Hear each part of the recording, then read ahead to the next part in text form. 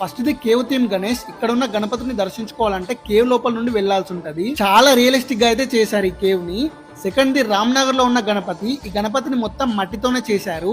ఈ గణపతి హైట్ వచ్చేసి 32 feets height అయితే ఉంటది. Third the flight theme Ganesh. ఇది కరీంనగర్ నుండి పెద్దపల్లి వెళ్లే హైవే కి పక్కనే ఉంటది. ఇక్కడ ఫ్లైట్ అయితే ఎలా ఉంటుందో అలా అయితే డిజైన్ చేసి పెట్టారు. చాలా బాగుంది అసలు. Fourth the old Bazar Ganesh. ఇక్కడ స్వప్న చిరంజీవి అనే థీమ్ తో గణపతిని అయితే ప్రతిష్ఠించారు. Fifth the Gandhi road Ganesh. ఇక్కడ రాధాకృష్ణన్ థీమ్ తో అయితే గణపతిని ప్రతిష్ఠించారు. చాలా బాగుంది అసలు.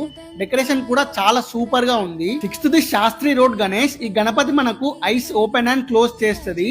రియల్ గా చూస్తే ఆ ఫీలింగ్ అయితే నెక్స్ట్ లెవెల్ లో ఉంది. Seventh the chemistry Bhavan Ganesh. ఇక్కడ వీళ్ళైతే విష్ణుమూర్తి డిజైన్ తో ఒక గణపతిని అయితే పెట్టారు. చాలా బాగుంది అసలు. ఎయిత్ ది సిద్ధార్థ్ స్కూల్ దగ్గర ఛాలెంజ్ యూత్ వాళ్ళు అందరూ దేవుళ్ళు ఉండేలాగా ఒక విగ్రహాన్ని అయితే డిజైన్ చేపించి పెట్టారు. Ninth the Chaitanyapuri Ganesh. Radhakrishnan theme తో ఉంటుంది గణపతి.